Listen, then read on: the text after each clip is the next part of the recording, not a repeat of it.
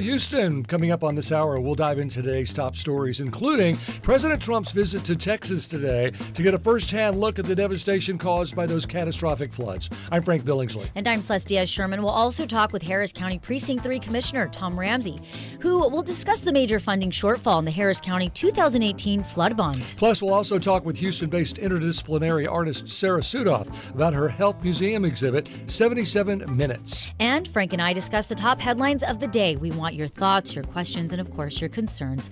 Give us a call or send us a text at 713-440-8870 or email us at talk@hellohouston.org. Hello Houston is made possible in part by founding sponsors John Bradshaw and Kathy Sanders, and by gifts from listeners like you.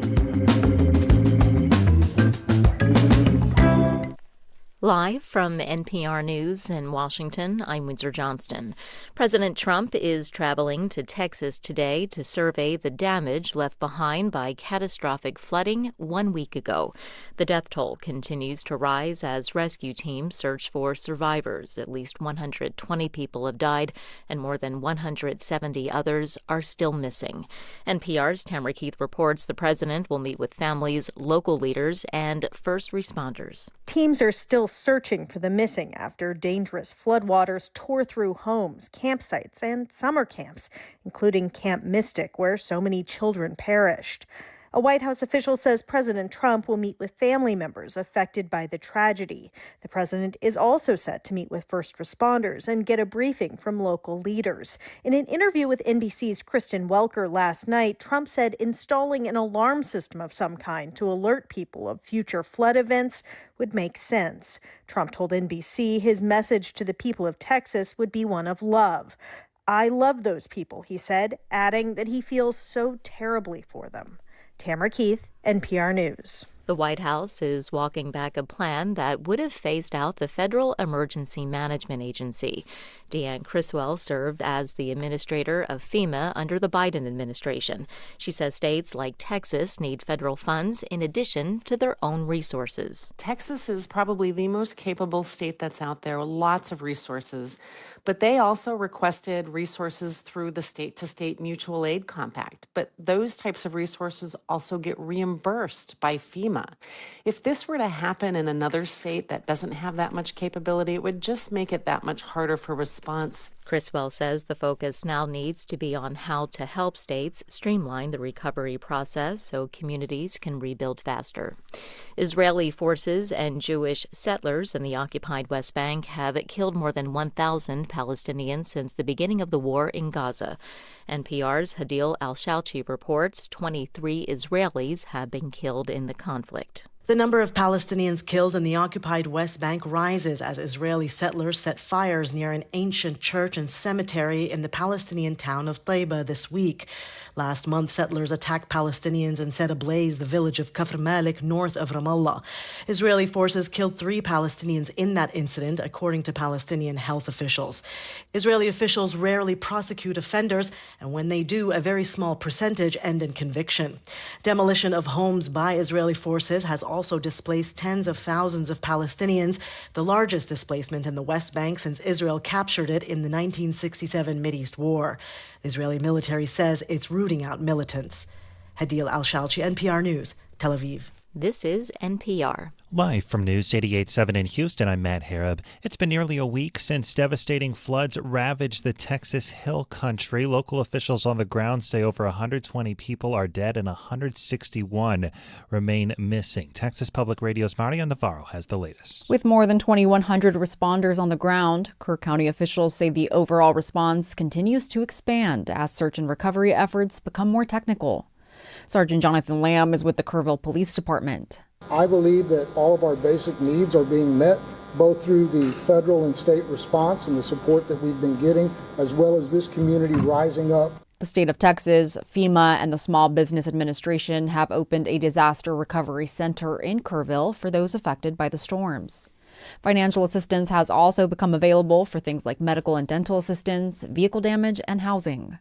I'm Mariana Navarro in San Antonio. Democratic Senate candidate Colin Allred criticized Governor Greg Abbott's attempt to redistrict several key federal districts at a rally last night in Houston. We're going to have a special session just so they can see if they can squeeze out a little more juice.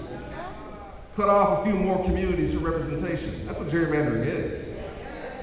It's broken the House of Representatives. It's led us to have more extreme people in office, and they want to increase that dysfunction. He was speaking in Houston's 5th Ward at a Blue Texas organizing rally meant to drum up Democratic support ahead of the midterm elections. And a Houston police officer is facing another DWI charge after police say he rear-ended a Metro bus. Multiple outlets report that this happened near I-45 and Cross Timbers on the northwest side of town. Police say Sean Radcliffe was behind the wheel. 2 Metro passengers were sent to the hospital and 7 others were injured. He had started again as a Houston police officer earlier this year after completing a pre-trial diversion program stemming from another DWI. 86 degrees right now here on the UH campus, 93 for the high later this afternoon. I'm Matt Harrop, News 88.7. Support for NPR comes from NPR stations. Other contributors include the Lodestar Foundation, inspired by the principle that helping someone else less fortunate is a path to a happier, healthier, and more meaningful life. Learn more at lodestarfoundation.org.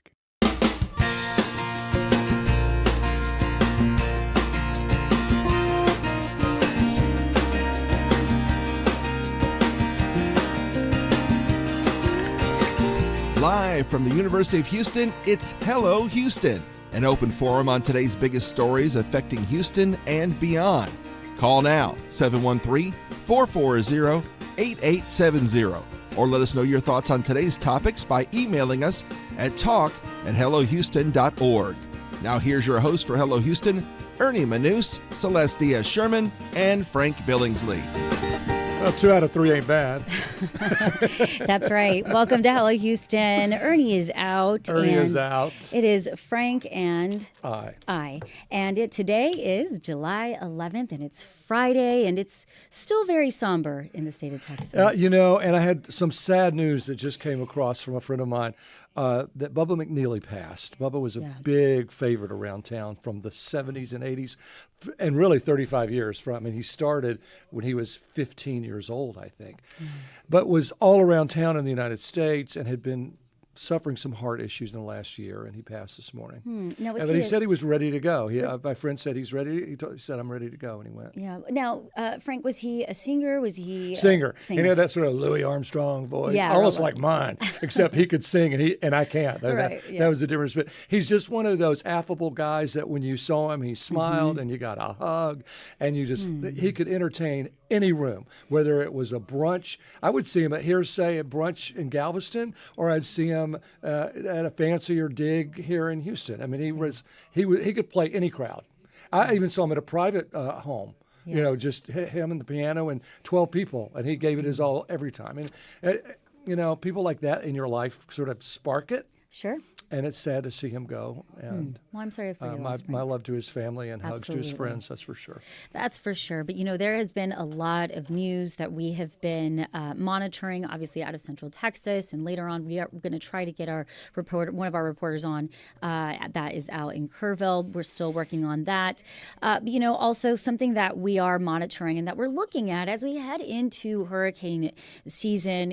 There's a lot of questions around still city budgets and funding and flooding right here in our own area. We had that big bond issue right Correct. after Harvey, $2.1 billion. Yeah.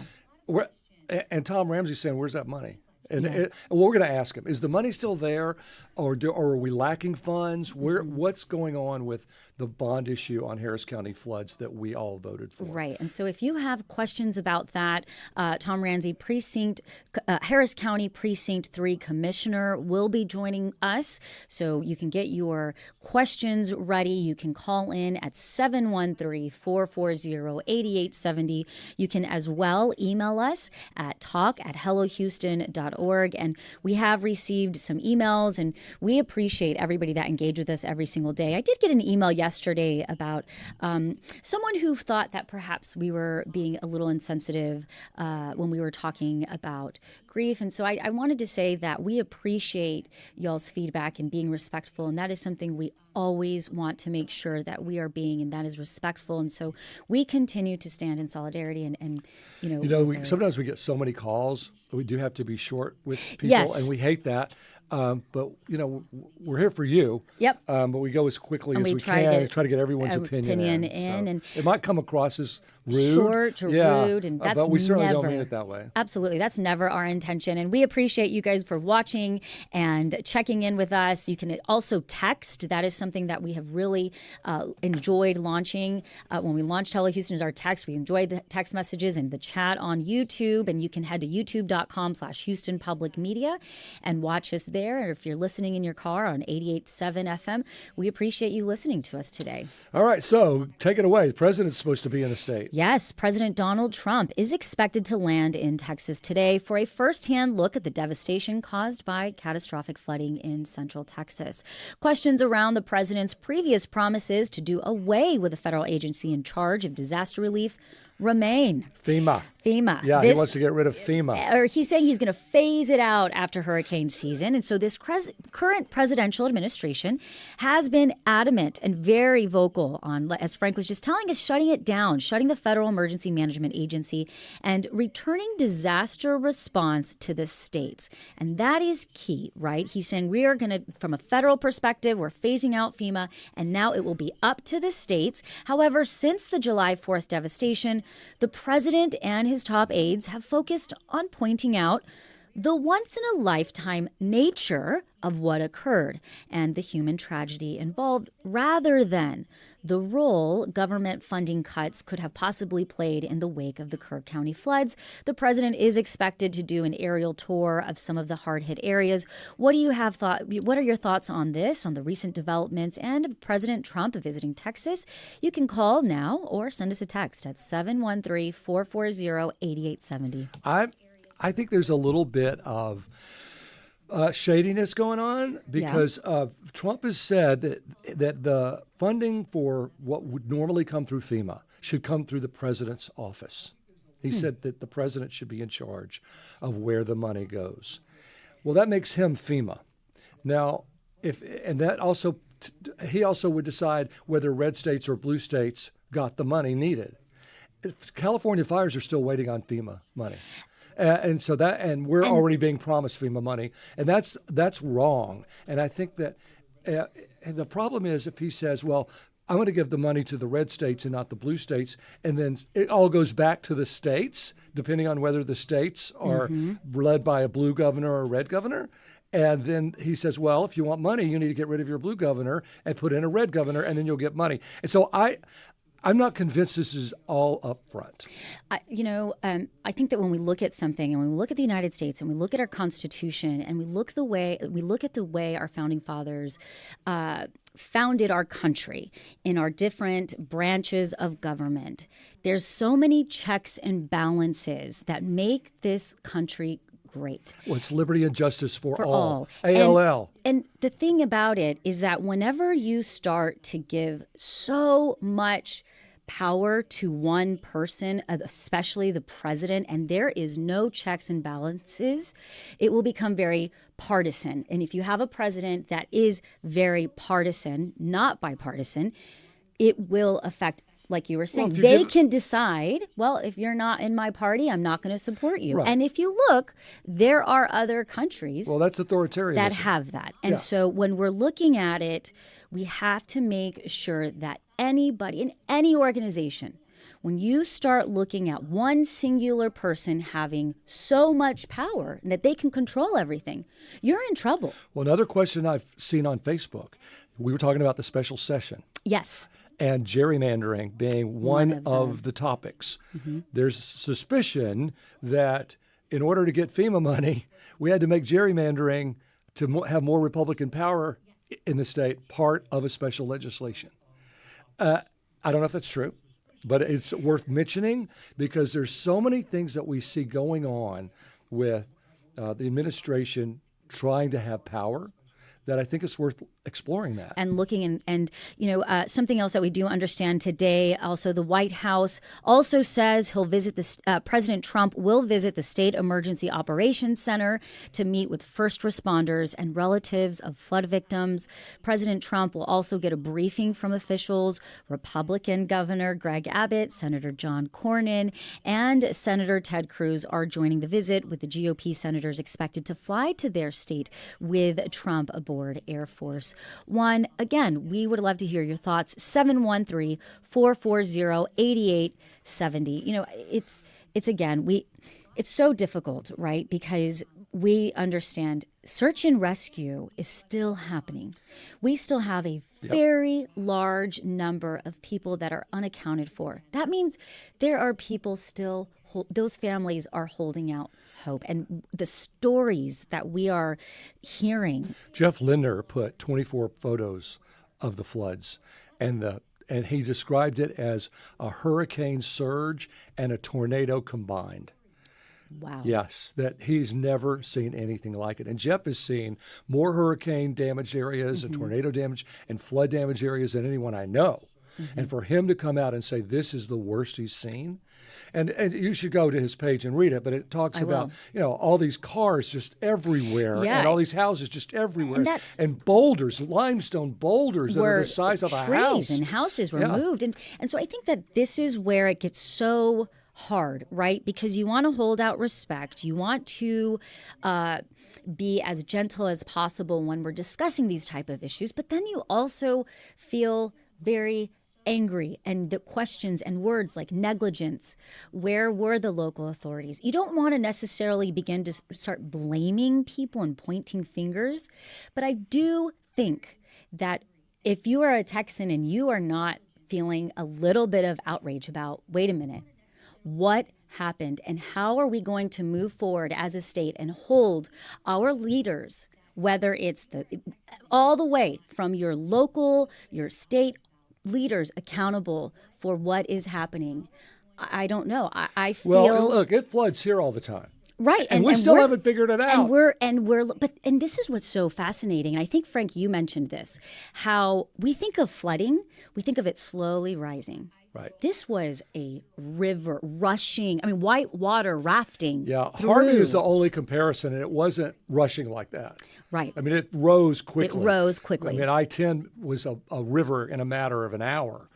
People went to I remember that Saturday night there was a big boxing match, and so all these people went to sports bars at 7:30 to watch the boxing match, and they came out at 10, and they couldn't move. It was flooded everywhere in a matter of hours. So we have had sort of like that. But you're right. This kind of surging water, racing with gravity, strong enough to move homes and trees and boulders and cars and everything in its path.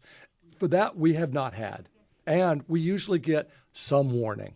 We certainly don't wake up at 4 a.m. and hear about it. And it was already happening for 3 hours. So there's going to be, my point being, we've been through a lot of experience with floods. They've been with a few big floods, right. but they know they're flood prone. And one of the officials said, well, we didn't know really what to tell them because, I'm paraphrasing, because there's so many dangerous flood points that if you leave the river, how are you going to go to higher ground? You might run into more problems. So I see that point. Right. But there wasn't. And we were talking about warnings and sirens and all. Yes. The river. And I think Jim said, well, who's going to push the button to make the siren Yes, go? correct. That's why I think we need to figure out a way that the river tells us to get out with flood gauges that work, that are always monitored for being online. And if they're not online, they get fixed that day. And that river gauge everywhere, as soon as it gets to a certain height, that river gauge sends out a warning. Yes. Not a human being, but the river. But the human beings do have to make sure that all those gauges are in the right place. And that's part of Jeff's mission out there, to find out how widespread this was and how high it went, so we can get an idea of where we would need to put flood gauges. So he's not out there just to look. He's out there on business. And we can do this. We can do this. But we have to do it. And we have to do it. And again, Governor Abbott has called a special session. His top 4 priorities are going to be looking at flood warning systems. And I believe they're going to be looking at it from a statewide perspective. And, it's one of those things where, I know people, we in Harris County, in Houston, like you said, we have experience with floods. We understand. We've seen the devastation, and we're still trying to figure things out. And we are doing our best, but it is one of those things where I definitely know this will forever impact many for the rest of our lives. Yeah. I couldn't say it better. Yeah. If you have something to say, we'd love to hear your thoughts. 713-440-8870. There's been a little bit on YouTube already, just, saying, here we are. It's been a long week. There needs to be a degree of separation. But the dark one says Trump calling this a, quote, once-in-a-lifetime event is baloney. But it's not just President Trump. There are a lot of people that are saying, and we don't, that, and in some ways it was, right? We had never seen something to this magnitude. So to a certain extent, yes, this was in a once in a lifetime, but what we're understanding now is that from multiple people that we've had on Hello Houston, and you can go back and watch those at our YouTube channel, where experts, we had an environmental lawyer from Rice University who basically said, what we are seeing is climate is real, it's here, it's always happened, but now it is happening more regularly. The really bad ones are happening more regularly, more frequently, and this has to be priority for all officials from a severe weather and flooding severe just weather this week all over the place. Oh, that's right. We have a call. Yes. Jordan from Spring Branch. Hi, Jordan. Hi there. What's up? Well, you guys were asking about thoughts and feelings around President Trump's visit to the Kerr County area. And as a mom, my heart breaks for everyone who's involved. And I think you guys are talking about whether, there's like partisan decisions or whether it's Republican or Democratic. I would really just love to see the conversation be around what's best for the people. I think we can put our parties aside for a moment and we can really ask one another, are we making decisions that benefit the most people? That's fair. That's been the conversation. What's getting lost. Yeah, that's what's getting lost in the shuffle, I think. Oh. I totally agree with you, Jordan. I think I agree with you as a mom and as a Texan, as a citizen. I think we are all sitting here and saying, enough. This is enough. We have to put the part. I don't want to hear what side you're on. Right. I don't care. Do something. I do think that President Trump is seeing the value of FEMA because the president doesn't have time for all of this. He's worried about everything around the world, and there's been so much. The New Mexico floods, the Reduzo, and the Chicago just flooded with 5 inches of rain in an hour. So these tornadoes and strong winds and floods that are happening, and we haven't even had a major hurricane yet this year. We haven't even had that yet. So there's so much going on that I think the president is saying, I need a FEMA. I need a FEMA. We hope. Thank you, Jordan, for calling and sharing your comments. And we also have a call from Lee from League City. Lee, welcome. Yeah, Lee, welcome to Hello Houston. What's your comment or question? My question is, if this is such a flood-prone area, why are they not talking about sending the Corps of Engineers in to create some mitigations for this? I think of Addicts Reservoir in Houston. That was built to prevent downtown from being washed away during a flood. Is it a geography problem or whatever? But, most of the lakes in Texas, most of them were built for flood control. They weren't built for recreation in the first place. So why, or is it somebody talking about that we need to go in there, create some structures like, the Riverwalk in San Antonio? Why is that there? Because they got floodgates all over the place to keep flooding out of that area. That's a great idea, and the Corps of Engineers could probably figure it out. There's a lot of debate about changing the natural flow of rivers and water, because that gets into you stole my water. I needed my water for my cows, and you just moved the river, so now I don't have water for my cows. So it has to be done the right way. You can't just go in and change it all. But I think calling the Corps of Engineers and asking for some advice is certainly a smart idea. And, thank you, Lee, for calling us. Lee from League City for joining Hello Houston. It is one of those things that as we continue to monitor the situation, we have so many questions. And, President Trump is in Texas. He is there in the area or will be in the area. And we'll try to keep you all updated. And those are the types of questions that we sit here and we're looking to our local officials, whether you're a Republican or a Democrat, and you're saying, hey, again, we want answers. And it isn't necessarily a party thing. It is a safety thing. You're in that position. We want safety. Again, you can join the conversation. We have, 713-440-8870. And we have a man who has some answers that is waiting. That's going to be standing by. Coming up, coming up on Hello Houston, Harris County Precinct 3 Commissioner Tom Ramsey. We'll discuss the major funding shortfalls in Harris County's 2018 flood bond. This is News 88.7. Stay with us.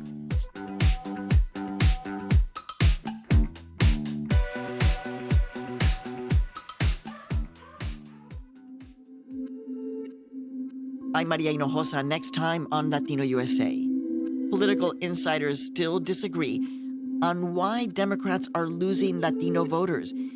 Is it faulty data, tone-deaf messaging, or something that goes deeper? That's next time on Latino USA.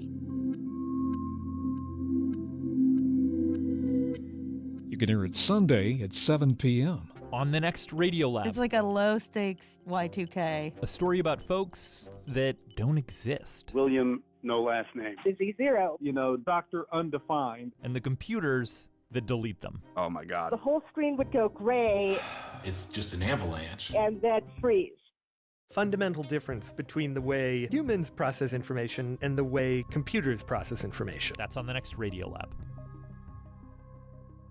Listen Saturday night at 9 p.m. Support comes from Holocaust Museum Houston, featuring Unveiled from the Vault, showcasing never-before-seen artifacts from the museum's collection. Viewing begins with opening reception on July 24th. Details at hmh.org. Donations come in many forms: a monthly membership, a one-time gift, and that extra vehicle you no longer need. We take any kind of vehicle in any condition. Learn more at houstonpublicmedia.org/cars. And thank you. Houston Public Media brings to you PBS World. Experience the personal connection behind the headlines with programming devoted to telling stories that humanize complex issues. PBS World on TV 8.6 and online at houstonpublicmedia.org. Support comes from St. Luke's Health and St. Luke's Foundation, supporting clinical excellence, compassionate care, and a healthier future for all. More at supportstlukes.org.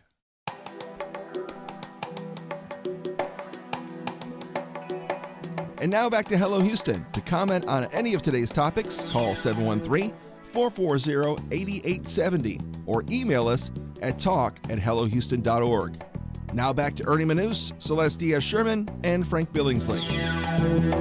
All right, today we're talking about a major funding shortfall in Harris County's 2018 flood bond. Voters approved $2.5 billion for flood control after Hurricane Harvey, but now the county faces a $1.15 billion gap, putting dozens of projects at risk. So to break this down for us and what it means for local neighborhoods and why some areas may be left behind is Harris County Commissioner Tom Ramsey. He represents Precinct 3. Commissioner, welcome to Hello Houston. We're glad you're here.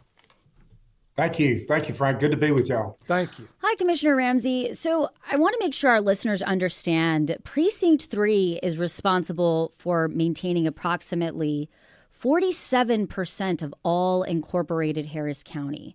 And that's the largest precinct of all county commissioners. And to get a perspective, we're looking at going from Crosby, Atascocita, Spring, Cypress down to Hunter's Creek. So flooding, I would imagine, is top of mind for the majority of these areas. Oh, it is. It really is. It's 75% of the unincorporated area is in Precinct 3. And over 80% of the water coming into Harris County comes through Precinct 3. We're in the northern portion of the county. So nearly everything is downstream from us. So it's important, I think, you understand the geography, how the precincts are laid out. Mm-hmm. And there is more people that live in the unincorporated area of Harris County than live in the incorporated area of Harris County. So this bond that we passed right after Harvey, help me get some perspective on it. $2.5 billion for flood control projects, and now we're facing a $1.15 billion gap. Now, does that mean that $2.5 billion is still there, making interest, or it's gone down 1.1 and we don't know where the money is, or we just need another billion? I think we have done. Let me try to go through some numbers. Okay. And again, for 45 years, I've served as an engineer in the Harris County area. Mm-hmm. So I've worked on a lot of different projects. Some of them are flood mitigation. So the bottom line is we voted on a bond in 2018, and that was $2.5 billion. Okay. We got busy and went out and found another $2.7 billion in matching funds for a total of $5.2 billion. So really the program is a $5.2 billion flood mitigation program. So when you look at the details related to what that means, I just started at the 181 projects that we approved in 2018 and did a timeline. The information that has been produced by flood control has been so confusing, and I'm an engineer with some level of experience, and it's difficult for me to get at answers. So I started at 2018 at Commissioner's Court yesterday. I took it from 2018 to today in terms of laying out how the money's been spent. Roughly 1.4 million has already been built. Projects are on the ground. Precinct 1 has got the most number of those projects. And so when you look at conversations in court about where the money's being spent, just for your information, Precinct 1 has gotten the most. The other 3 precincts are about the same.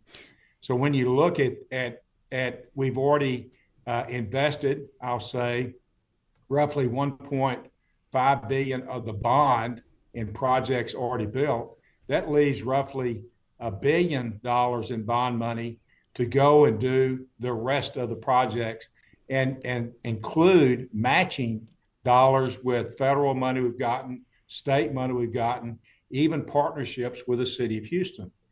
So when I went through that, we made the decision, Commissioner's Court did, I voted against it at the meeting two weeks ago, to prioritize all projects in quartile 1 based on a formula.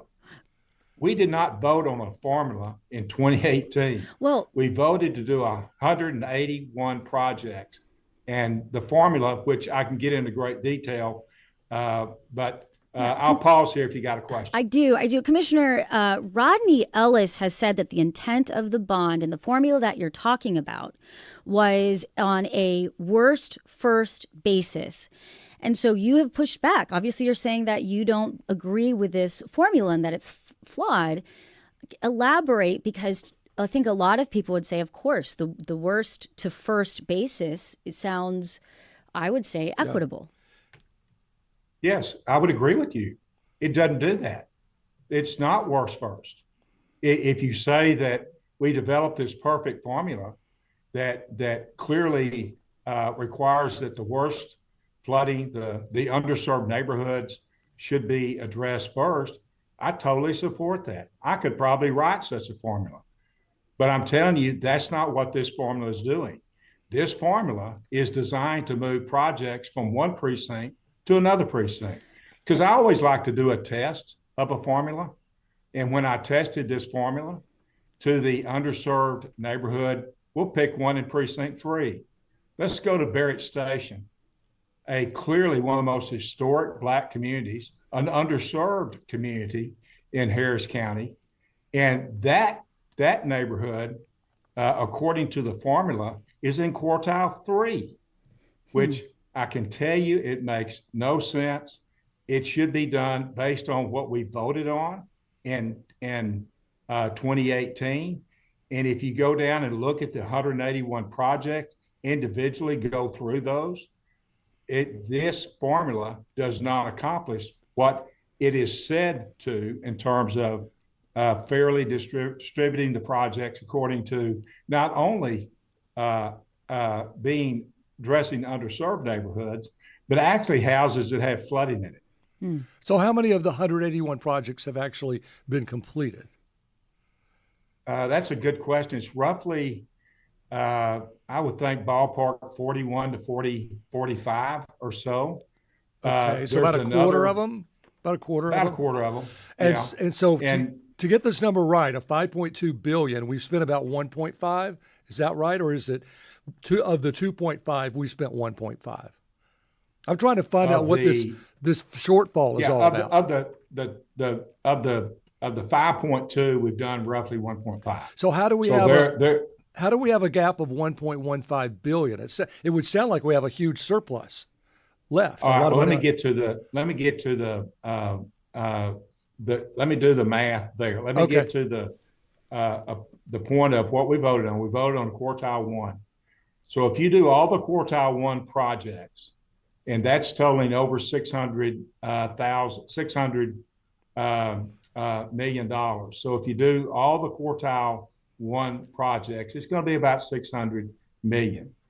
If you go ahead and set aside a contingency of $197 million, then you add into that, we voted yesterday to go ahead and fund all the matching projects. This would be FEMA money, and that's over $600 million of matching dollars that if we would contribute $200 million, we would get there.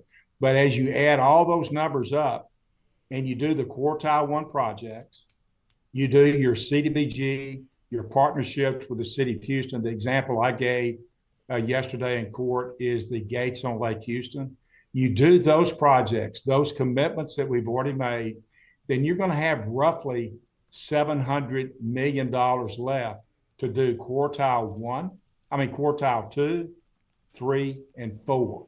I see. If you look at what quartiles 2, 3, and 4 are going to cost, that's where the $1 billion comes in. We don't have that much money to do all of quartile 2, 3, and 4. Now, Commissioner Ramsey, I understand that we are really in the weeds of this. And for many that are not in every commissioner's meeting and sitting there and understanding all of the fine print and the things that are going in, what do you think people need to understand about this bond? And what can people in Precinct 3 and other precincts that are concerned about flooding as we head into hurricane season need to understand when they're looking at our commissioners, and they're saying, what is happening? We understand we're talking billions of dollars here. And, it seems a little bit like where's the money? Who's holding on to the money, for one thing? Because it should be making a lot of interest. I think of course, you don't sell the bonds until you need the money. So the bonds are there. When you sell the bonds, then you can start again. You have to pay interest once you sell the bonds. But I think the detail and the confusing part is we started with a very clear bond issue that was passed 80%. And what I'm trying to do is list those projects that we voted on and kind of track those and do it by precinct, do it by quartile. If that is the direction, which apparently that's what the court wants to do, by quartile, then I think we can better communicate what we've done. I don't think we've done a very good job, to y'all's point, of communicating with the public in a very transparent manner. We voted on something in 2018. Simply tell me the status of those projects and do it in a way that we can understand which ones are going to be built and where are they going to be built. All right, we're speaking with Harris County Commissioner Tom Ramsey. If you have a question, 713-440-8870. So I guess the question is that we just talked about, of 181 projects, 41 to 45 have been done. Why so few in 7 years? Is it manpower, or is it approval, or is it money, or is it all of that? I think it's, if you look back, we lost 2 years because of George P. Bush. When he was commissioner, he didn't initially think anything should be given to Harris County because of Hurricane Harvey, which was ridiculous. That was fortunately changed, but because he didn't initially approve it, it took us 2 years to go back through HUD and get those details worked out, which we've done. The GLO and Don Buckingham has done a really good job of working with the county to get those projects and get them queued up. There's been approvals, permitting. Fish and Wildlife has cost us a couple of years in many projects in terms of getting regulatory approvals. So some of it is a part of it, but some of it is, I don't think we've prioritized in getting projects out to bid like we should. And I should be able to come onto this show and say, out of the 181 projects, we've already done 41. We're going to bid another 40 in 12 months, and then we're going to do the remainder in 2 years. There should be that level of specificity. And right now, we are not able to do that. But give me another month and we will. Well, that's a question on YouTube. Someone says, for the commissioner, what needs to happen to get this on track? I think we're simply going to have to take the numbers. I was frustrated with not getting information out of flood control. So I simply got Precinct 3. We got our engineers. We started doing the math. And that's why I presented a PowerPoint overview in court yesterday to give those level of details. But I'm working on giving more information related to what projects are out there and when they are going to be built. The important thing that happened yesterday was we told the federal government, we told the state, and we told our local partners like the city of Houston that we were going to honor those agreements. And when we said we were going to match funds, we're going to do that. The court approved it. So at least that part of it we got and moving forward on. Again, you're listening to Hello Houston. We are talking to Precinct 3 County Commissioner Tom Ramsey. We want to bring up this too, and I totally agree with you on this. I'll just put it out there right now. This was a taxpayer-funded 3-day conference trip for a Harris County employee that was too much for you. The money that was requested was $8,120 to go to a 3-day conference in San Francisco, and you felt like that price tag was way out of control, and you were the only one that thought that. I agree with you, and I will tell you, I looked at that conference. The fee is under $1,000 for a public employee. Airfare first class on United, 1.5, so $1,500. The hotel at the Marriott Marquis, another $1,500, and that leaves $1,000 to Uber and have meals on, and that would take you to $5,000. So it makes me, if you're not a public sector employee, it's about $3,000 rather than $1,000 to go. It almost makes it look like this employee wants to take in the $3,000 and only spend the $1,000 and do something else with the $2,000. It's very suspicious that you could go to San Francisco for 3.5 days on $5,000, but you need $8,000. Well, when you're $270 million over budget, as we forecast going into next year, that requires that we all do as good a job as we can, not only deciding on what we're going to go, what conferences we go to, but what money you spend. And if you say, well, I really just was issuing a conservative budget on what I was going to spend, it may not be that much, but I wanted to ask for more than I needed. No, that's really not how we should be operating. Well, I understand that, but ask for what you need. But Commissioner Ramsey, you were the only one that thought this was extremely outlandish. If it was so outlandish, why didn't other commissioners step up to this? Why were you the only one? And also, I would also, I want to piggyback onto that and ask you, it was for an urban land It's a real estate conference. It's a real estate conference. So talk to us about that. Why were you the only one out of everybody to speak up? Well, we're in a budget crisis. I'm not overstating. I think we've got a hard job and just hard decisions to make going forward on what we're going to do or not do as we try to get ourselves within budget. That's one thing. Conferences, I don't have a problem with a conference. but it ought to be relevant and pertinent. This particular one, in my opinion, was not relevant or pertinent.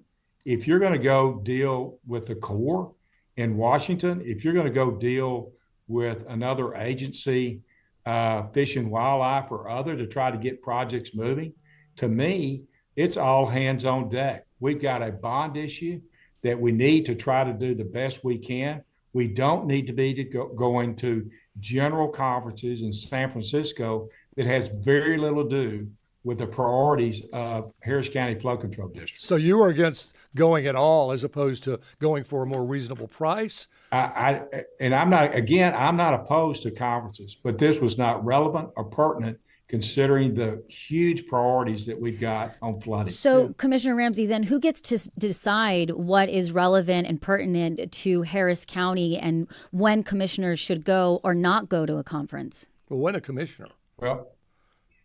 Well, if you want to look at this was a department director. So when you're doing out-of-town travel, you bring it to Commissioners Court. And I think our job as commissioners is to look at that and say, you know what, that makes a lot of sense. Or to say, no, I really don't think that would be appropriate, particularly in the context of where we are now. So that's a pretty simple process, pretty common sense. You bring it to court. But I actually read the agenda and I read what's been submitted. Too much of what's approved is just, well, if you want to go, you go, and leave it up to, I guess, the discretion of the department heads to go where they want to. I think this was set up so you bring these things to Commissioners Court, we review it, and make decisions. I have no idea why that was approved yesterday. It just makes no sense. I agree with you, actually. But is this common that we're getting these trips brought up and you're pushing back, or is this a one-off? Well, I mean, the one that's got great coverage or a lot of coverage recently was the county judge going to Paris, right? And the need for that, and we talked about this and that, but I think anytime you do travel, I've somehow been able to figure out how to do all my continuing education required or all the conferences I need within the context of Texas. I'm not saying that going to Washington on occasion wouldn't be necessary or other areas, but I think as elected officials, we have to be careful on where we go and for what reason. We did get a text from a comment from our YouTube who says, do they not trust the judgment of the flood control director? I would say we trust the flood control director on making decisions. I would tell you on travel, out of town travel, we have a policy that you bring that to court. That's not a matter of trust. That's the protocol, and that's the policy. I think it's not a bad one. You're communicating with the court that you're going to do something a little out of the ordinary. You're going to travel and you're going to get some education, and communicating with the court's not a bad thing. I think transparency is good. I think it's good for commissioners.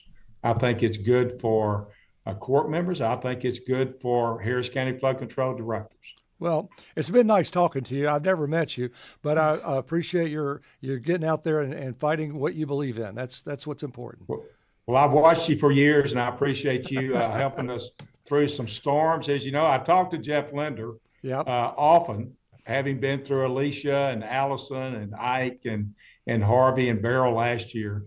But I appreciate what y'all do as well. We're all in this together. Harris County Commissioner Tom Ramsey represents Precinct 3. Commissioner Ramsey, thank you for joining us today.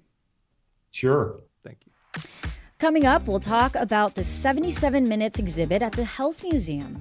Stay with us as Hello Houston continues.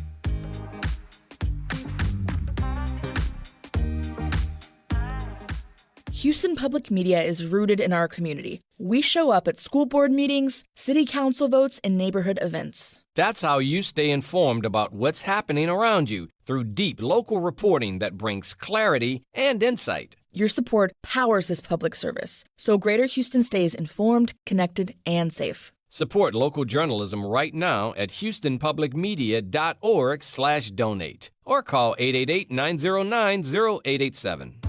I'm Josh Adams, the new general manager of Houston Public Media, and we are here for one reason, you.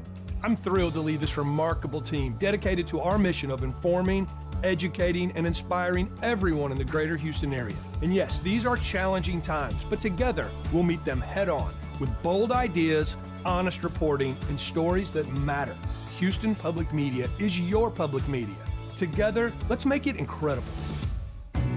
When lunchtime came, they had this Mylar pouch with a picture of paradise on it.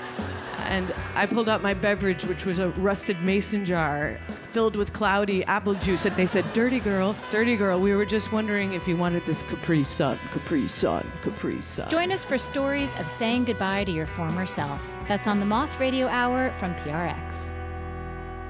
You can hear that tomorrow. It's on at noon. Support comes from the Eternal Gandhi Museum Houston, highlighting the power of nonviolent conflict resolution through examples of peace leaders worldwide. Now open. Field trips and group visits available. More at egmh.org. Support for Houston Public Media comes from listeners like you and from Houston Public Library Foundation, opening doors to discovery this summer through educational programs, books, and digital tools for everyone. More at houstonlibraryfoundation.org. And now back to Hello Houston. Call now, 713-440-8870, or email us at talk@hellohouston.org to get your comment in on today's topics. Here's Ernie Manous, Celeste Diaz-Sherman, and Frank Billingsley. And we do want to let you all know we will be talking about gun violence in this next segment, which could be triggering for some. The 77 Minutes is an exhibition at the Health Museum in Houston that features still life photographs and family portraits of those whose lives were devastated by the Robb Elementary school shooting in Uvalde, Texas. Assembled by Houston-based interdisciplinary artist Sarah Sudhoff, the installation's title refers to the amount of time that the children and teachers waited for help during this tragic shooting.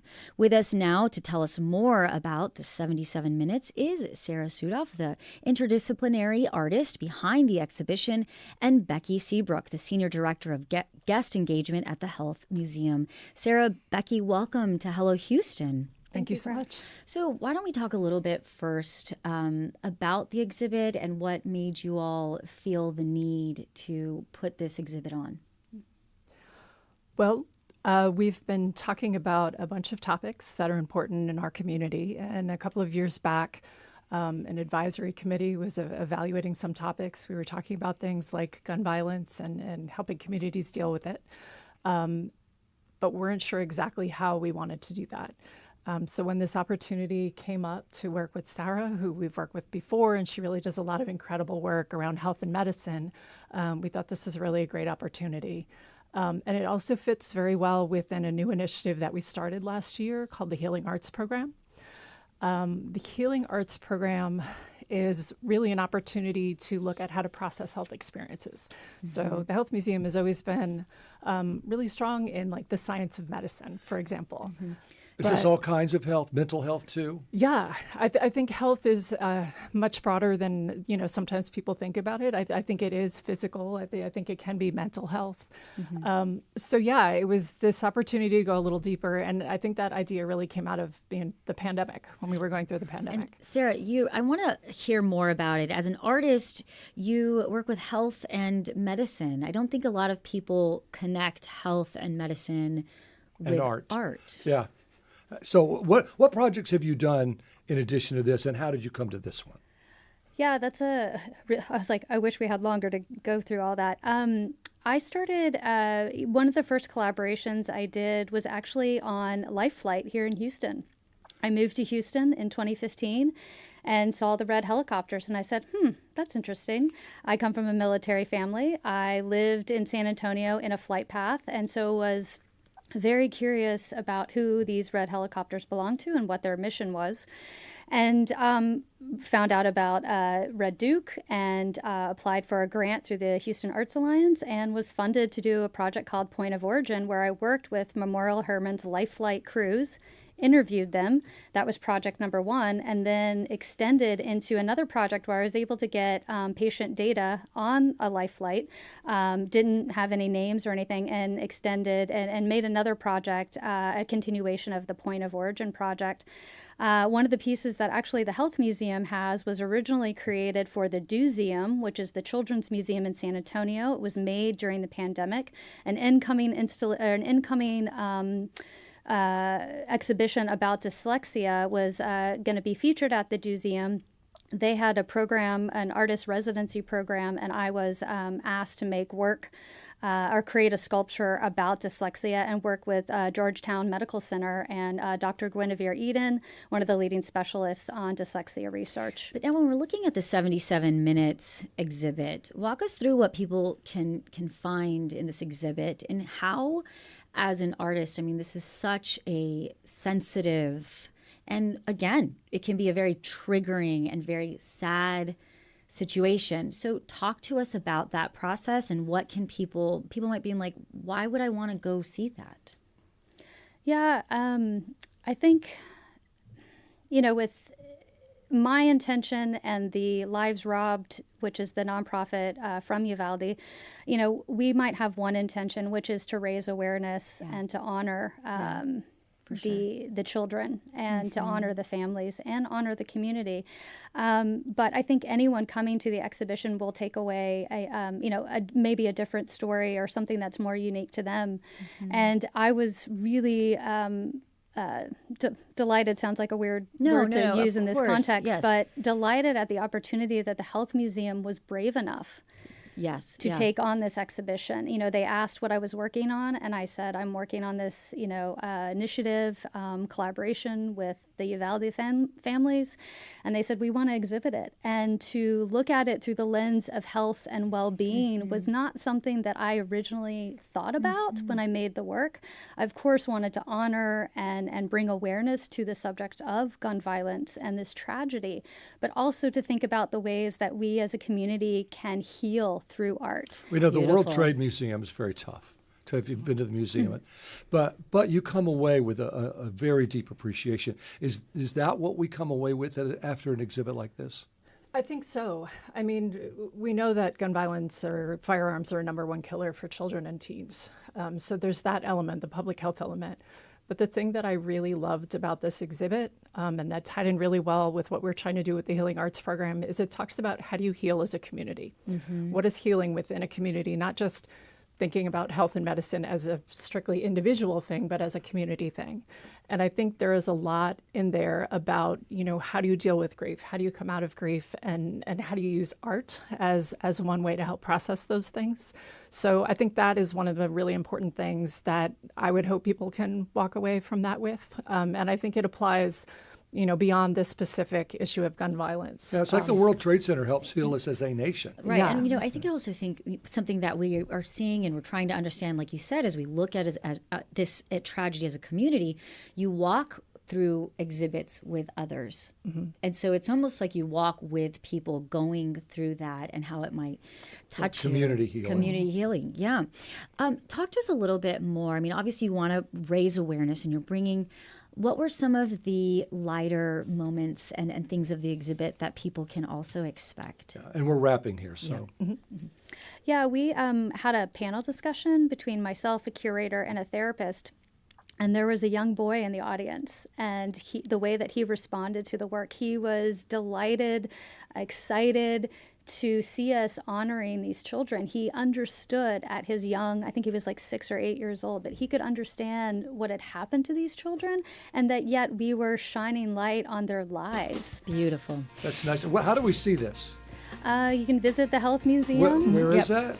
It's in the Museum District, 1515 Herman Drive. Okay. Right now, we're open 7 days a week through Labor Day. If you go to our website at thehealthmuseum.org, you can find the hours for the museum. It's included with general admission. And yeah, we'd love to have people come by. We love Thank the you feedback for being today. here. Thank Sarah you so much. Thank you so much for having us. Sudhoff is the Houston-based interdisciplinary artist behind 77 Minutes. Becky Seabrook is the Senior Director of Guest Engagement at the Health Museum. Thank you both for joining us on Hello Houston. Coming up on Hello Houston, the second hour, we'll continue diving into the top stories of the day. Stay with us for Hello Houston's second Stay hour. tuned. There's more Hello Houston on the way with Ernie Manous, Celeste Diaz-Sherman, and Frank Billingsley. For the latest in local news, subscribe to the Hello Houston daily newsletter at houstonpublicmedia.org.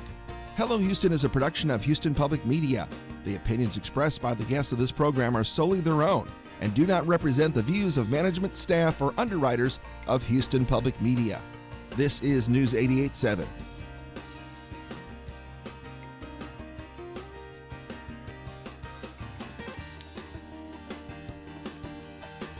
This is your NPR station, KUHF Houston News 88.7, a service of the University of Houston. It's 12 o'clock. Just ahead on this hour of Hello Houston, we'll continue discussing recent developments with the floods in central Texas amidst President Trump's visit to the state today. I'm Celeste Diaz-Sherman. And I'm Frank Billingsley. We'll also talk with Chair of Metro, Elizabeth Gonzalez Brock, who will tell us about the new Community Connector program, an on-demand electric micro-transit shuttle designed to make commuting in Houston a little easier. Plus, we'll also share some events happening this 713-day weekend in Houston for our regular Friday feature, Last Minute Plans. And we want to hear from you, so give us a call or text 713-440-8870 or email us, talk@hellohouston.org. You can also watch us on our YouTube channel. Just go to hellohouston.org and click on the big orange banner. Hello Houston is made possible in part by founding sponsors John Bradshaw and Kathy Sanders, and by gifts from listeners like you.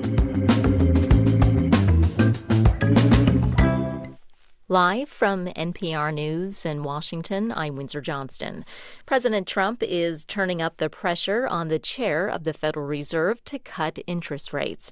Speaking on his way to Texas today, Trump accused Jerome Powell of dragging his feet, saying the delay is hurting the economy. I think he's doing a terrible job. I think we should be 3 points lower interest rate. He's costing our country a lot of money. We should be number one. Trump's budget director has also slammed Powell, accusing him of grossly mismanaging the Fed. The president is set to arrive in central Texas at this hour. He'll survey the damage from catastrophic flooding that swept across the region a week ago. The death toll has risen to at least 120. Rescue teams are combing through massive debris, searching for survivors. More than 170 people are still missing. NPR's Kat Lonsdorf reports Trump will visit the city of Kerrville, one of the hardest hit areas. The skies in Kerrville are filled with the nearly constant drone of helicopters as search and rescue operations continue. Friday is the 1-week anniversary of the floods, which saw the Guadalupe River suddenly rise more than 20 feet, sweeping up houses, cars, trees, and people in its path. Rescue operations have largely turned into recovery operations. NPR witnessed one body found yesterday. Trump is touring some of the hardest hit areas. Many streets have been closed for his arrival, making travel between towns more difficult. Kat Lonsdorf, NPR News, Kerrville, Texas. Canadian Prime Minister Mark Carney is pushing back his deadline for a trade deal with the United States. Dan Karpinchuk reports it's a move that comes as President Trump threatens to impose a 35% tariff on all Canadian goods starting on August 1st. The two countries have been engaged in negotiations to try to reach a trade agreement by July 21st. But after Trump announced a 35% tariff would go into effect 10 days later, Carney changed his deadline. Ottawa had planned to announce countermeasures against existing tariffs as of July 21st. That could still happen on August 1st. And in response to Trump's letter posted on Truth Social that fentanyl was pouring into the U.S. from Canada, Carney said Ottawa has made vital progress in stopping the flow of fentanyl and would continue to work with the U.S. on the issue.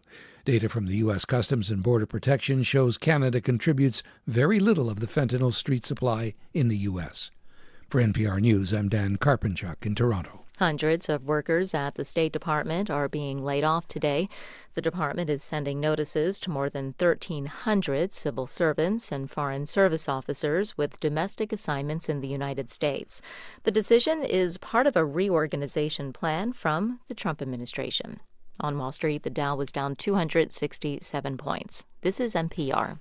Live from News 88.7 in Houston, I'm Matt Harrod. New this hour, Texas Governor Greg Abbott just announced that President Trump has approved federal disaster relief for more counties impacted from the deadly flooding that occurred in the Hill Country on July 4th. In addition to Kerr County and Burnett County, people in San Saba, Tom Green, Travis, and Williamson counties are now all eligible for FEMA's Individual Assistance Program. FEMA has also approved funding for multiple impacted counties that had facilities and infrastructure damage during the tragedy.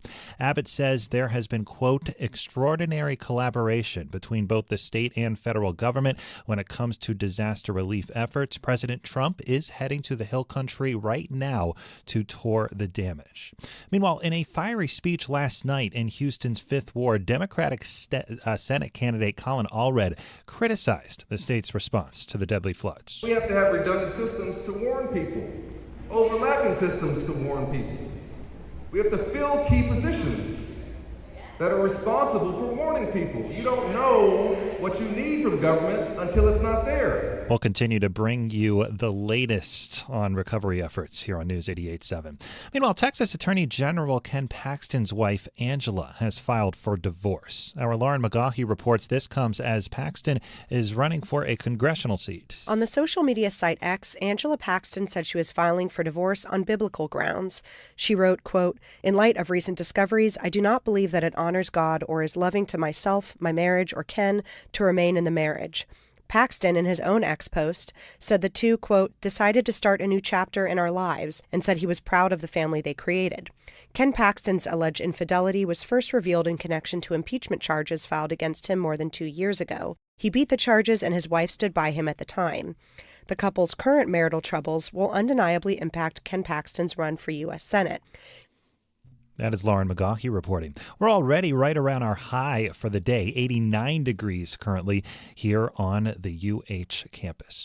I'm Matt Harrod, News 88.7.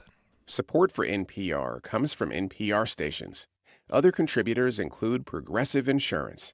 Progressive is looking for dedicated and forward-thinking individuals to join their growing team. More information, including application, at progressive.com/careers.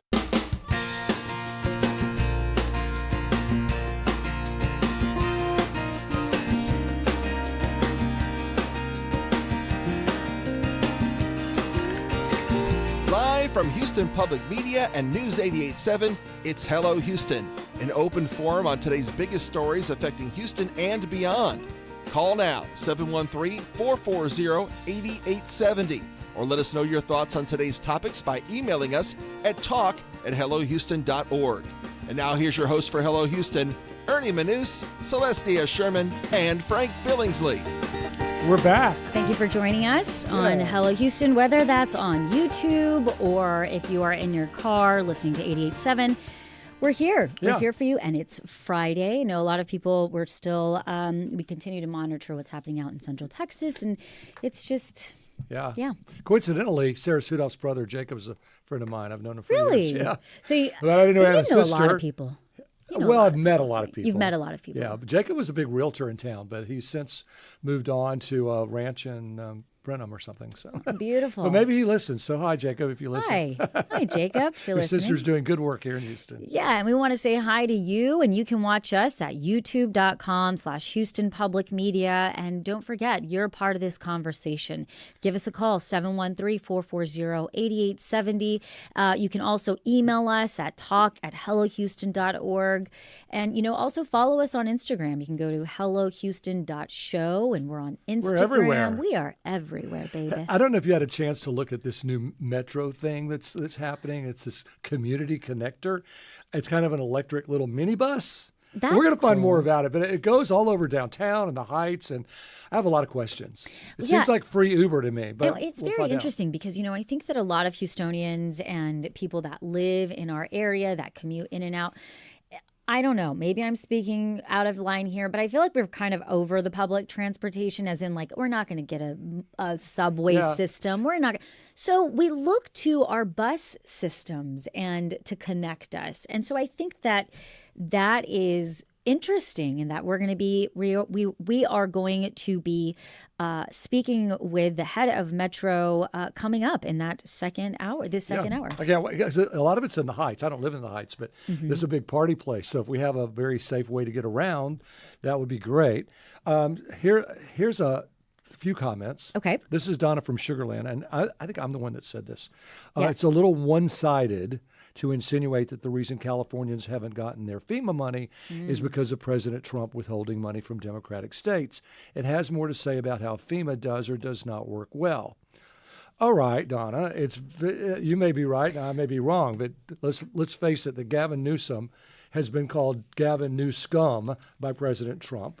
Right. He has blamed Gavin Newsom for the problems in California. He says that Gavin Newsom can't get the job done, and they're still waiting on FEMA relief for the wildfires. And didn't you just read that we've already had emergency declared in Texas? Yes, we will. And I'll give an update in a second. But, it's interesting because what Donna is saying, I think, is a point that we have had other, we had the environmental lawyer on from Rice, and he was saying, and we also had former county judge Ed Emmett, and they both were saying that they don't necessarily think that FEMA needs to be phased out at all, but they are saying that the structure of FEMA is very dysfunctional and kind of clunky. And so I think to Donna's point is that we really need to look at the agencies individually and say, how are you being ineffective and how do you need to be better? And then we also have a comment from Seth from the Heights that says, I wonder if the root of the issue is an anti-science culture that's been developing, especially in our leadership all the way from the state to the federal level. We also had a comment from Arthur from the Galleria that said, I heard Frank talking about installing gauges in the water to alert an alarm system for flooding, as I have read that Comfort, Texas does have those installed. And that's why a little over 2,000 residents in Comfort were able to escape. That's something that Jim Spencer was talking about yesterday. Correct. We need to learn from that. I think process. There's going to be a lot of information that's going to be coming out of this, looking at timelines and things. The other thing, and looking towards solutions. Another comment, Danny from Northeast Houston says the federal government should not be partisan. It usually has not been. This administration is extremely partisan. Most of the breaks going to the 1% are going to be at the expense of all of us. Again, we encourage everybody to comment and send us your text at 713-440-8870. You can as well call us at that same number or send us an email at talk@hellohouston.org. All right, shall we move into the top stories? Yes. As we've been talking about, President Trump, I believe, is headed to Texas. Today, he will be in the state to take a firsthand look at the devastation caused by the catastrophic flooding in central Texas. We just heard that Texas Governor Greg Abbott announced that the federal government added additional counties, and this is just coming in, to President Donald Trump's major disaster declaration following the floods. This update now means that Burnett, Kerr, San Saba, Tom Green, Travis, and Williamson counties are now eligible for the Federal Emergency Management Agency, their individual assistant programs. And additionally, Kendall, Kerr, Kimball, Menard, and San Saba counties have been approved for FEMA's public assistance program. So the approval of the individual means that qualifying Texans who sustain damage to apply for the grant funding to assist with repair and recovery. expenses. The president is expected to do an aerial tour of some of the hardest hit areas. White House officials have said he'll visit the State Emergency Operations Center to meet with first responders and relatives of flood victims. President Trump will also get a briefing from local officials. Governor Greg Abbott, Senator John Cornyn, and Senator Ted Cruz are joining this visit. Again, you can join the conversation, 713-440-8870. Well, it's good that we have the officials that can make money happen, make it happen. So that's good because it's going to take a lot to clean up. It's going to be a lot. And we have to look right now. I think there is so much. Emotions are high. Sure.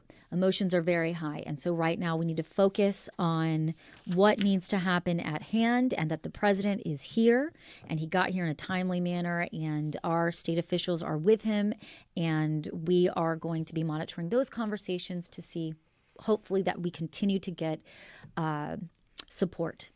And we have another story coming up here. And if you have any comment on this upcoming story, we're at 713-440-8870. Celeste, take it away. Yes. So this one is happening right here. State Senator Angela Paxton announced Thursday she has filed for divorce from her husband, Texas Attorney General Ken Paxton. She tweeted this on X, and I'm going to read it verbatim. She says, "I believe marriage is a sacred covenant, and I have earnestly pursued reconciliation." She posted also, "But in light of recent discoveries, I do not believe that it honors God or is loving to myself, my children, or Ken to remain in the marriage." In her divorce filing, Senator Paxton alleged that her husband had committed adultery, listing it as the grounds for divorce. The couple stopped living together more than a year ago, on or about June 1st, 2024, according to a copy of the filing obtained by the Texas Tribune.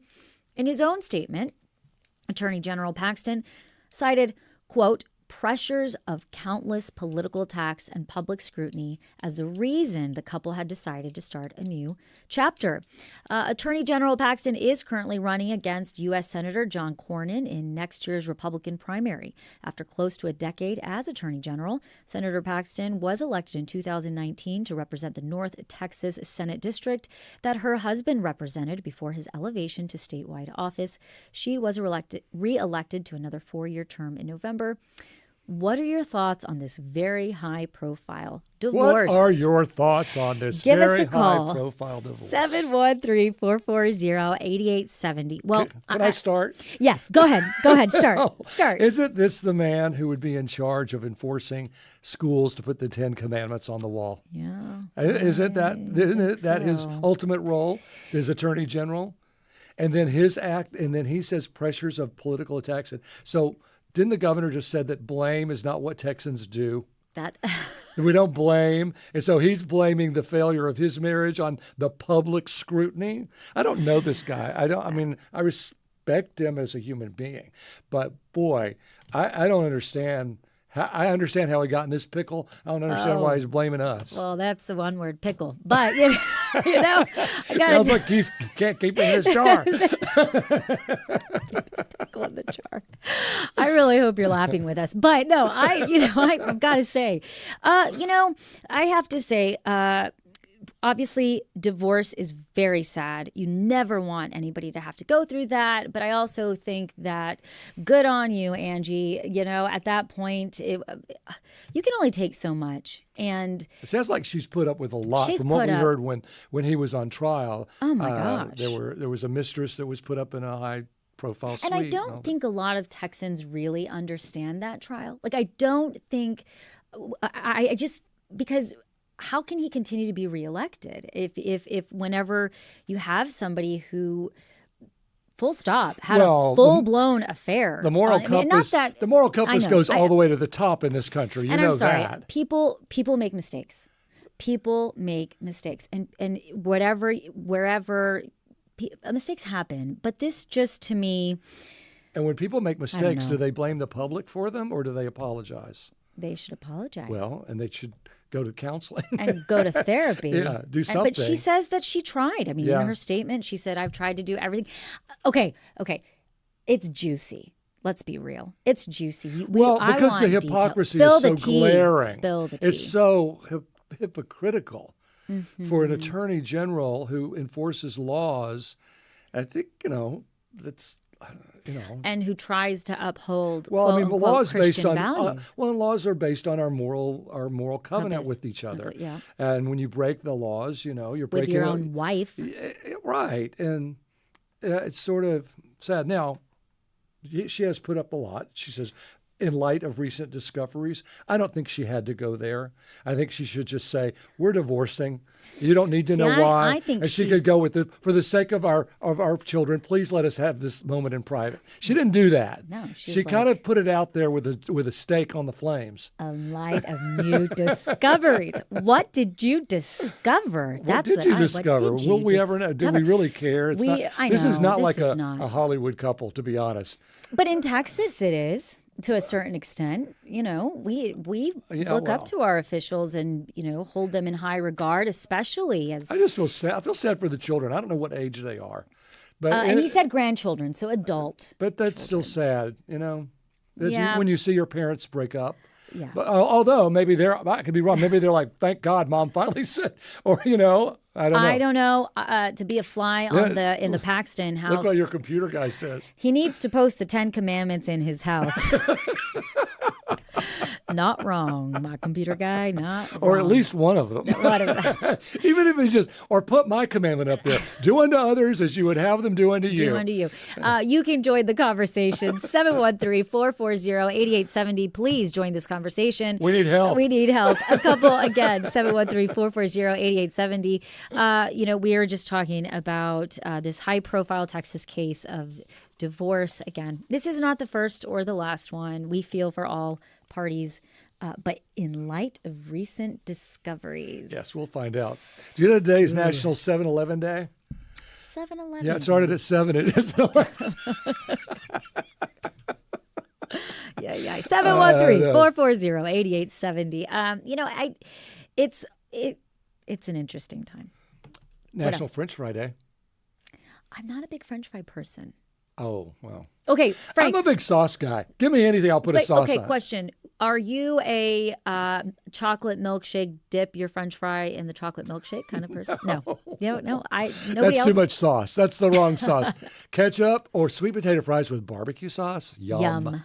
Yeah. But I grew up in the South. You have to put everything you cook in the South, in my day, you had to put a sauce on it because it was rubber. Like ketchup. I mean, my father would say, how does everybody want their steak? And they'd all come out like a shoe just to get it down. Heinz 57, just to get that steak down. Wash it down with ketchup. And my mother's idea of asparagus was something that boiled for 2 hours. Who also likes, who likes their steak with ketchup? Ernie. Our president. Oh, well, then Remember? we have something that was in a common. big thing. Yeah, and we both worked for NBC, so good for us. Yeah, President Donald Trump famously preferred his steak well done with ketchup. Well, why not? He likes McDonald's too, doesn't he? I like McDonald's. I don't ever eat McDonald's, but I liked it, especially in the day. I like McDonald's every once in a while. Okay, here's another serious story. Okay. The IRS. You've heard of them? You never want a letter from the IRS. You never want to call. You never want a letter from the IRS. Or a divorce attorney. Or a divorce attorney. So it's going to allow houses of worship, meaning churches, let's face it. Houses of worship. Okay. I don't know really what that means. Church. Well, right? Yeah, but a lot of buildings are houses of worship, but they don't call themselves churches.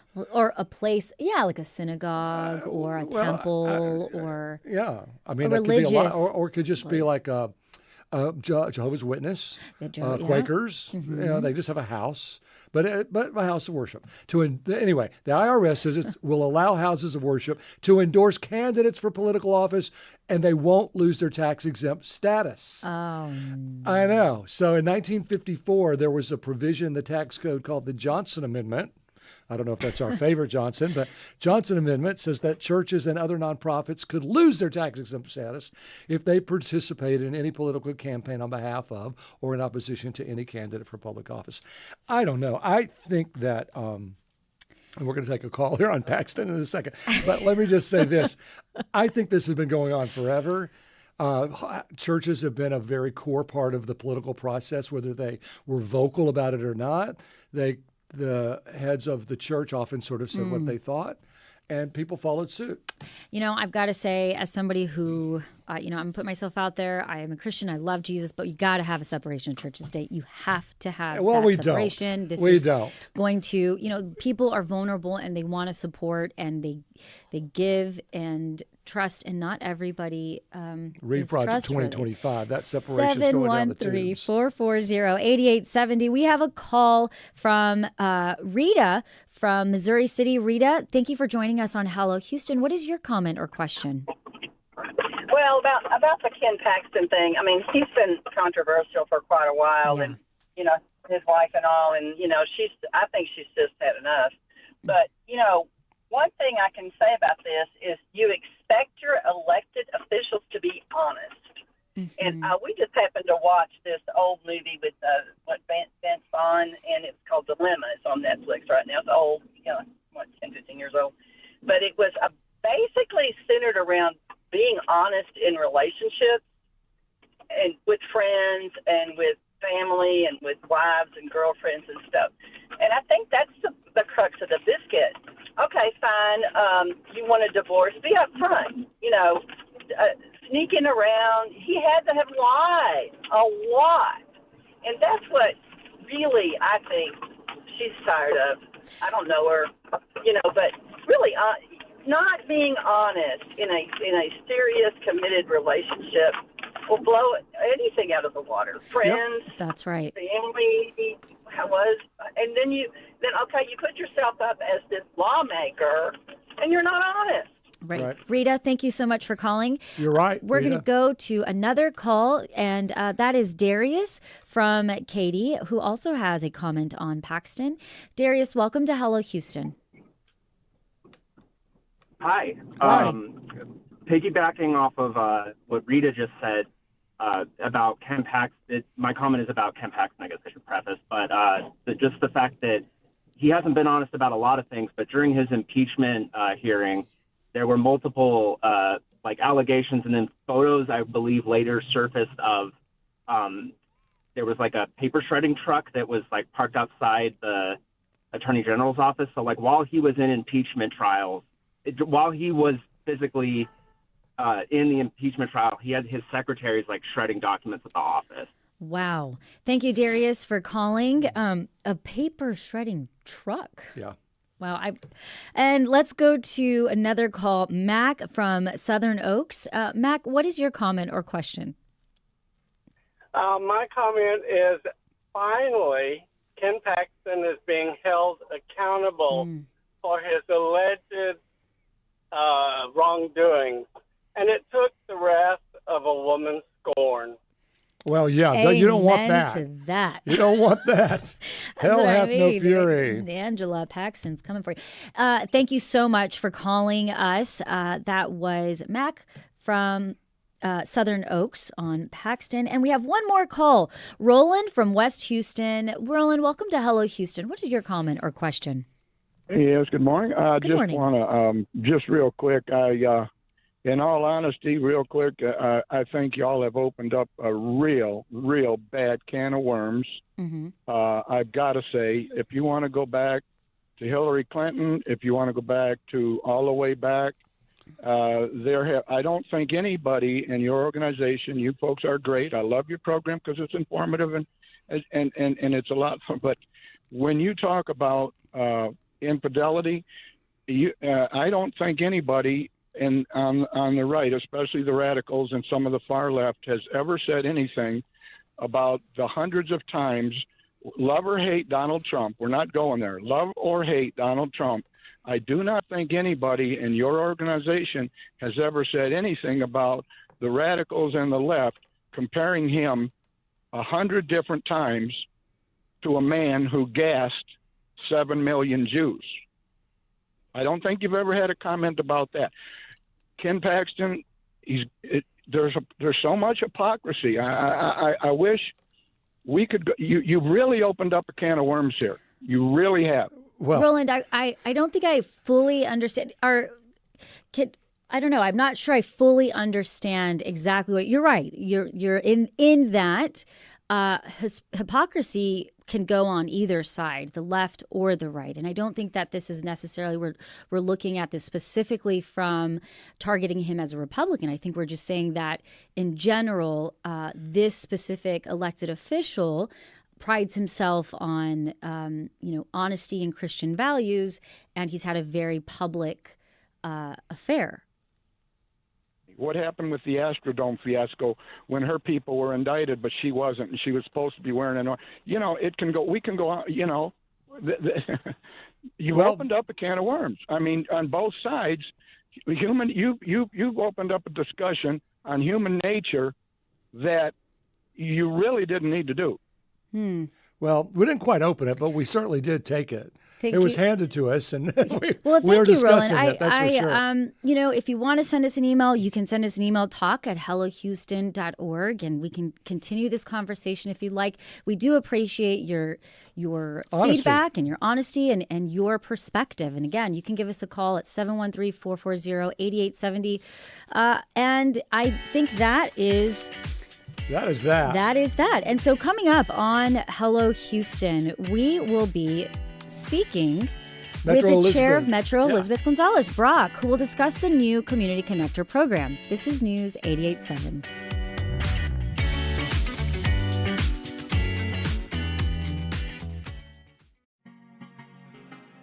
The new GOP tax and spending law phases out incentives for solar energy, while the rest of the world is moving ahead. There's now parts of Europe where people are putting up solar panels instead of fences because it's cheaper than buying good wood. I'm Amy Scott. What now for U.S. solar? Next time on Marketplace. You can hear Marketplace. It's coming up today at 6:30. Houston Matters wants to hear from you about story or guest ideas for future programs, or pet care or gardening questions you'd like us to tackle when those subjects come up each month on the show. Or maybe you have suggestions for how we can improve the program and provide a better public service. Reach out anytime at talk@houstonmatters.org. I'm Craig Cohen. Join us for the next Houston Matters, weekday mornings at 9 here on News 88.7.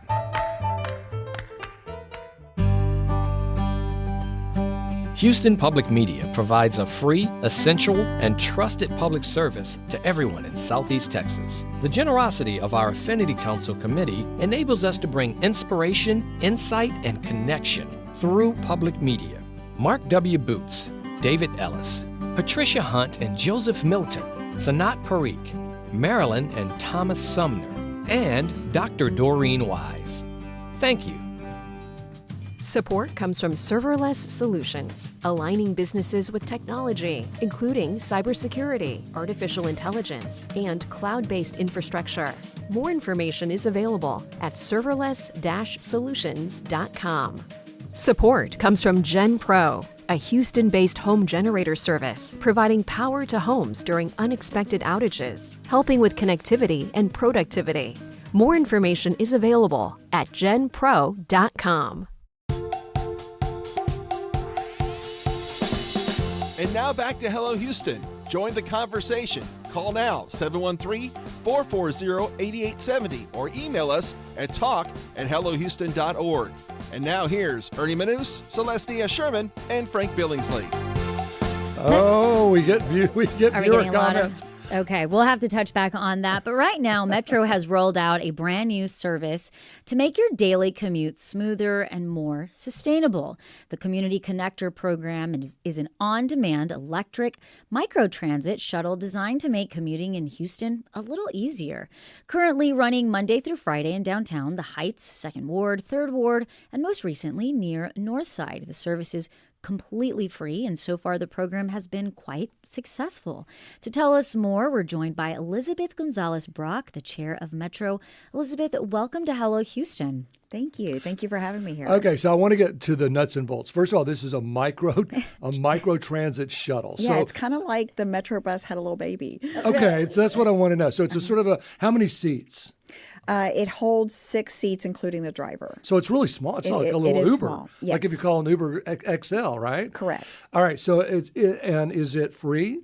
It is currently free because it's in pilot form, but eventually it'll go to $1.25, like taking the bus. And this is an electric vehicle. It is all electric in its current state, yes. Now, do you call to have it come So get it's you? on demand. So See, you what does can- that mean? So you use the app, just like your Uber app, and you enter in your address, and it'll take you from your pickup location to where you need to go within a 3 to 5 mile radius, depending on the zone. Okay, so if you're downtown, and you're visiting Houston, and you're at the Marriott Marquis, and you want to ride over to the Hyatt Crown Regency, you can just call for a Correct. free ride. So we're working with Houston First and the Convention Center. So as people take downtown direct, when they go straight from the airport to downtown, then they can take the community connector, and it'll take them to either the Marriott or to a restaurant or to a Astros game. And again, we're listening to Hello Houston. We are speaking to Elizabeth Gonzalez Brock, who's the chair of Metro. You can join the conversation with any questions for Elizabeth at 713-440-8870. Okay, as a Houstonian, I've got to say, Elizabeth, I'm a little skeptical, so you're going to have to tell us about the skeptics. Okay. Because we want so badly for Houstonians to have, accessible and sustainable ways to go back and forth to commuting, right? How is this different than a bus? 6 seats. Well, yeah, right. Well, So let's but really, start it's with- smaller, but what is the difference? So let's start with, this is designed to solve for the first and last mile. Many people can't get to the bus or to the rail because it's either 15, 20 blocks or a mile, 2 miles to get to transit. So the purpose of it is to help solve for that first and last mile, get people to transit. Oh. And in addition to that, will help drop people off at the grocery store or a doctor's appointment or things along the way. So this is not a either or, it is an and too. Excellent. And I think that is really great for Houstonians to hear, because that is one of the issues, right? Is that Correct. if I wanted to use a Metro bus from my house to commute to work, I would almost have to walk 0.8 of a mile on Westheimer and in the rain, cross Westheimer Yeah. in the heat and in the rain. And I also take my bag and my purse. Or and you so, have 3 kids, so And it can be challenging. I love the idea. And I you've do got, too. 4 zones, downtown, north of downtown, basically South Heights and North Heights? Correct. Okay.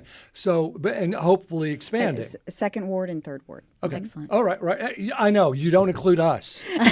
No, Well, but TSU's in it and not us. We're growing. Well, you need to go and we're this way. expanding. Yes, You need we to go will. Because We Champ will. Burger is in it.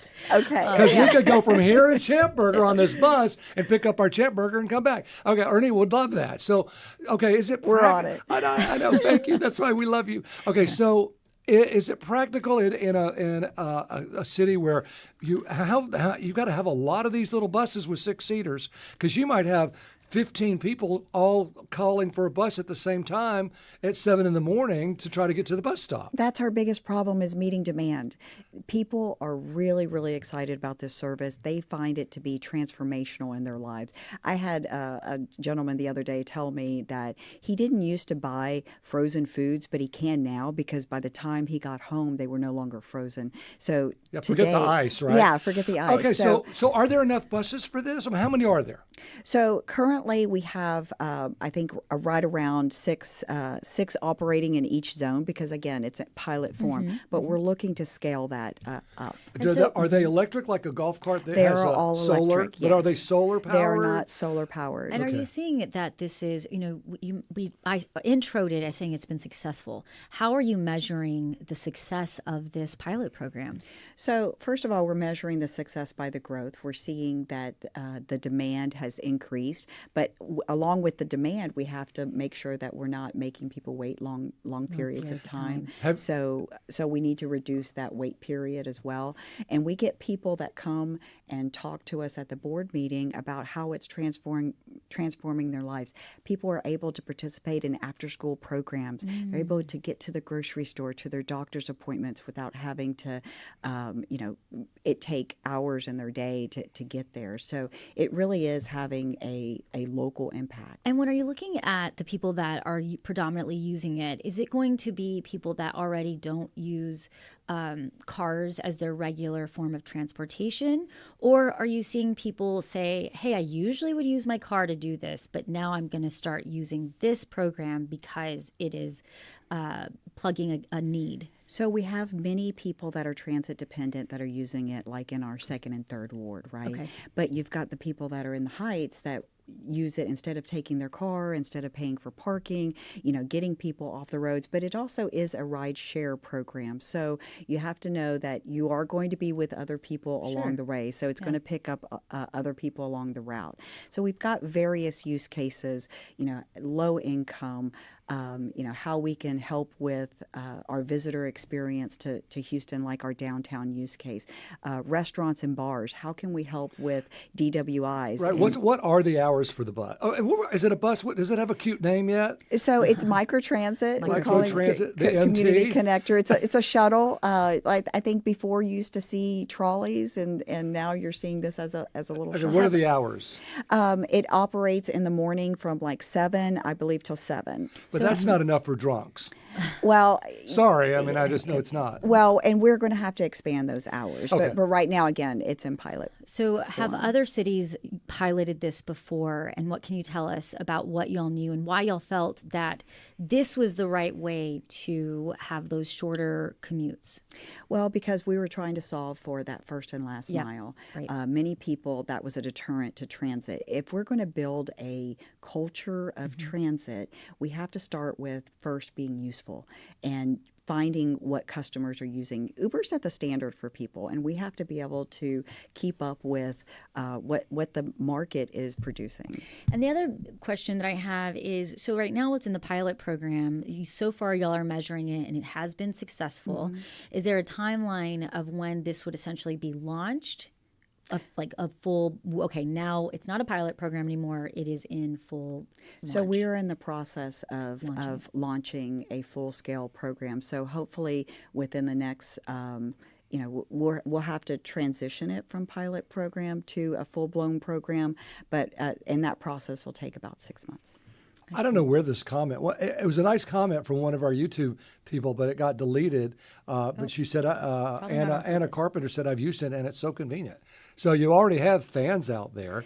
We do. We have people who, again, our biggest complaint is that we need more of it, and because people really do. And have you done the math? Because 6 seats at $1.25, that's $8 for people to be riding on this thing, and that it just seems like it's a really low-cost, high-cost project. It is not a high-cost project. It is a low-cost project. Actually, when you compare it to some of our other programs, it is on the lower end. Really? Especially if you look at our Metro Lift program, which is one of our highest cost program. A lot of people that take Metro Lift don't actually need to take a full, accessible. A lot of folks you have that are, either because they can't walk long distances. Right. Your elderly people will take a Metro Lift when they can actually just take the community connector. So they can. And so is this handicap accessible? It is handicap accessible. So we have handicap accessibles in the zone. So,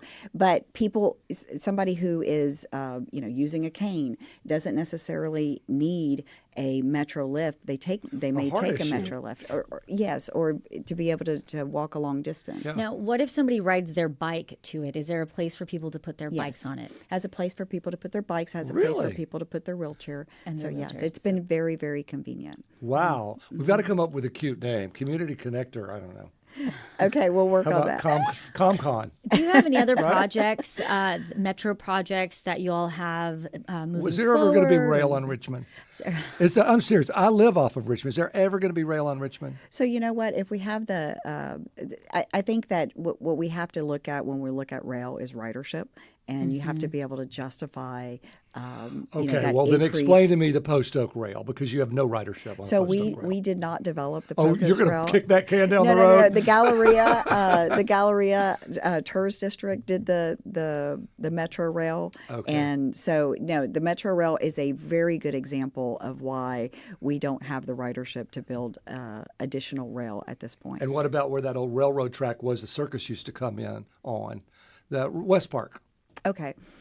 Again, if we don't have the ridership, and that's why we need to build a transit culture, and until we have that transit culture built up, and again, it goes back to solving for first and last mile. If people can't get to the rail, if people can't get to the bus, then they're not going to be able to take it. Mm-hmm. And again, I wanted to just make sure that it didn't get lost. Are there any other projects that you think people need to be looking at moving forward with Metro? Well, I think, first of all, we are looking for Metro to be the form of transportation that people choose to use. And in order to do that, we have to be cleaner. We have to be more reliable. We have to have a variety of services. We have to be easy to use. We have to be an easier option than paying $50 or $75 for parking.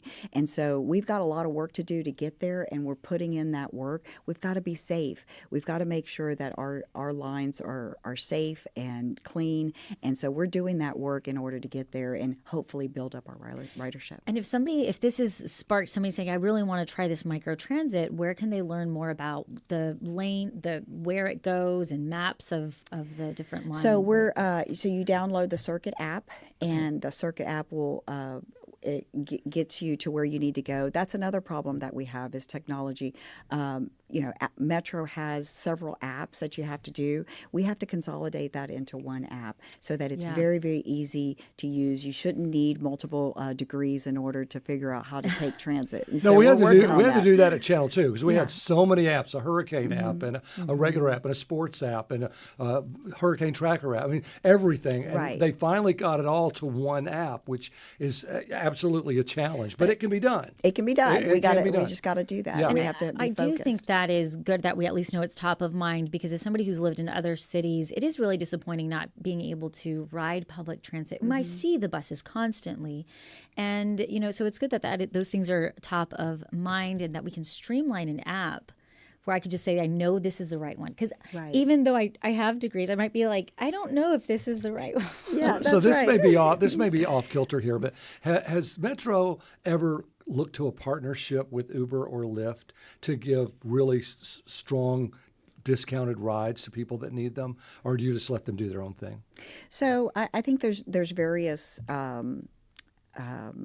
partnerships that are out there with Uber and Lyft. I know we looked at it for the microtransit as well. So we have been looking at, how we can partner with different organizations and different companies in order to provide better service. One of the partnerships that we're looking at right now is with United Way, helping us get the word out and helping people who need transportation, particularly to get back on their feet, right? Anybody who's experiencing hardship.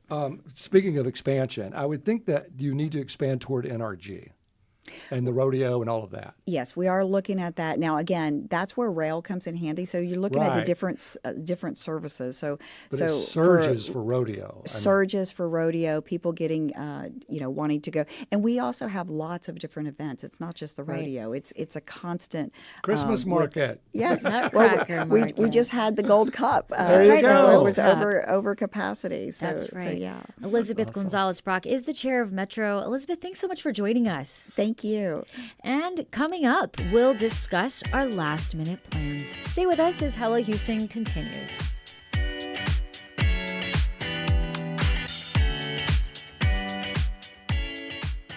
It's more important than ever to stay informed. That's why Houston Public Media delivers well-researched news that's free for everyone. And right now, your support helps make sure it stays that way. No subscription, no paywall, just news that's here when you need it. Give today to keep yourself and your community informed, no matter what the future holds. Make your donation now at houstonpublicmedia.org/donate. Or call 888-909-0887. Listen here for a music special about a band that may have been underappreciated, but was in no way under-talented. It's the band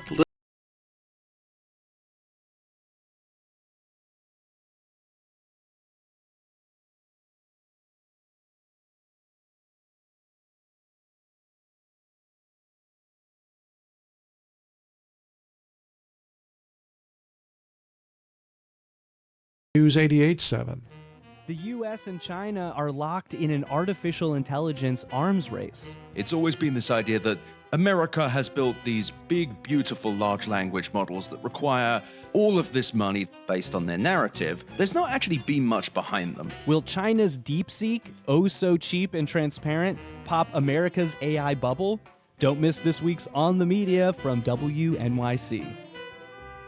You can hear it tomorrow afternoon at 5 o'clock. Support comes from Gulf Coast Blood, providing everything your group needs to save lives and make an impact in your community. Info on hosting a blood drive at your business, school, place of worship, or organization is at giveblood.org/host-a-blood-drive. Support comes from UT Health Houston, home to McGovern Medical School and Dr. Charles Cox, who is focused on reversing brain damage with his patients' own stem cells. More about the many faces of UT Health Houston at uth.edu/manyfaces. And now back to Hello Houston. To comment on any of today's topics, call 713-440-8870 or email us at talk@hellohouston.org. And now here's Ernie Manous, Celestia Sherman, and Frank Billingsley. Elizabeth Gonzalez Brock, the chair of Metro, was joining us in our last segment, and we were talking about Metro rolled out a brand new service to make your daily commute smoother and more sustainable. Yep. And we, with this Community Connector program, and we did receive a lot of questions, and there was one in particular that we wanted to make sure we got. Elizabeth was kind enough to stay with us to answer this question. I don't know where your 1 o'clock lunch is, but thank you for staying. And Jessa said, I've used the service to go to and from all the downtown areas, and it's so helpful, and not looking for parking. She loves that. And then Cosme Garcia, who usually is just really funny, has a serious question. Any new public safety measures on Metro buses and rail? So public safety is our number one priority. And so we have many public safety measures in place. One of the largest is that we're decentralizing the police. So, for example, our MPD headquarters downtown, we're taking and breaking it up into satellite substations. And so one, for example, will be located on the East End across the street from the Greyhound bus station, where it's a criminal hotspot there. We get lots of homeless people there. Lots of homeless, lots of complaints, a lot of drug activity there. And so unfortunately, a lot of people, when they get out of jail, the first thing they do is go and they get a Greyhound ticket. And so you just see a lot of criminals just congregating around that area. And so we get a lot of complaints. So we're going to put a satellite campus there. We're going to be looking for other hot spots. We'll also have a mobile unit that will be able to travel to where the hot spots are, because we know that as soon as we have a police presence, that the criminal activity will move. And so we'll want to move wherever that criminal activity is taking place. I'm assuming these little cute buses, we're going to come up with a cute name. We haven't done that yet. Have cameras? Yes, they do have cameras. Yeah, so that would at least discourage people from coming up and trying to rob the 6 people on the bus, right? Right. That's right. That's right. And we also we have more lighting. You will also have more camera capabilities, like you've mentioned. And we also, for the first time in recent history, are fully staffed at Metro PD. So, is there some kind of a little rule, like if I use the app and say, "Come get me," when you eventually come to the station here. Is there any rule like, we'll only wait 30 seconds, so make sure you're there waiting for us? They'll call you and Uber they'll does tell that. you, yes, they'll call you and tell you, we're here, we're waiting, are you here? So they're actually... A little grace period? They do give you a little grace period, but they're also really, really user-friendly. Like they want to give you a ride. They're not in a big hurry. It is public transit, so... Like mom's carpool. Yeah. Again, Elizabeth, thank you so much for staying extra with us. Elizabeth. Thank you for having me. What are you doing this Gonzalez weekend? Brock is the chair of Metro. Elizabeth, again, thanks you. for joining us. And, it is that moment where we do, and I might look like I'm crying. I have a little itty-bitty tickle in my throat, so excuse And me no if I was water and coughing. you're out of coffee. And I have no water and I I'm have out no of water coffee. either. I would give it to you. No, I appreciate Sorry. it. Last minute plans today. This weekend is 713 Day. Who invented 713 Day? What a crazy... Obviously, after the 713 Houston area code. What a cool thing. So At 713 713. is Sunday, 713. It's 713 Day. Who invented that? Our executive producer, Jim Kovacic. Yep, when he was... you do have a cough, don't you? No, it is, yeah. Yeah, well, yes, when he was the sidekick on the radio. Okay, has anybody ever had a tickle in your throat? He and was it's just Jim horrible. Beasy. He was Jim Beasy, and Jim Beasy came up with 713 Day, and he's just glad that it brings attention to Houston. He's not trying to take any credit for it. You can send him a coconut cream pie if you want, but he's just wants But I Houston do to want to be talk about earlier. We had a caller who said that we opened a can of worms, and with the Paxton thing. Yeah, we did get some comments. And Cosme Garcia Did get some comments. Cosme Garcia said, Thank you. Oh, you're getting your water, aren't you? Yes. KUHF, meaning us, didn't open the can. Mr. Paxton gave his wife the can opener.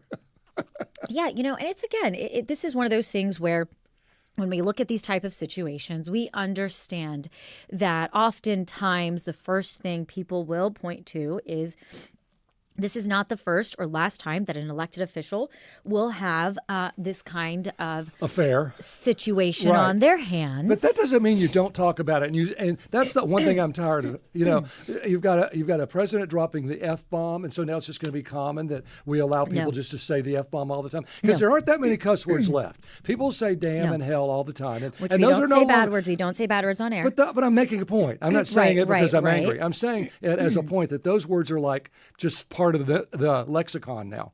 There's a couple or three words that are left. Well, but for the president to drop the F-bomb as if that's just the way we talk now when we're in charge, I think it's awful. But I think when we're looking specifically at the Paxton case and what is happening, I do think that, I guess my bigger question would be, right, not kind of all sillies aside, being a little bit more serious about this, is does the general public of Texas think that this will change their decision when it comes to the election between him for the seat that he is running for? I don't know. There's a pretty short memory.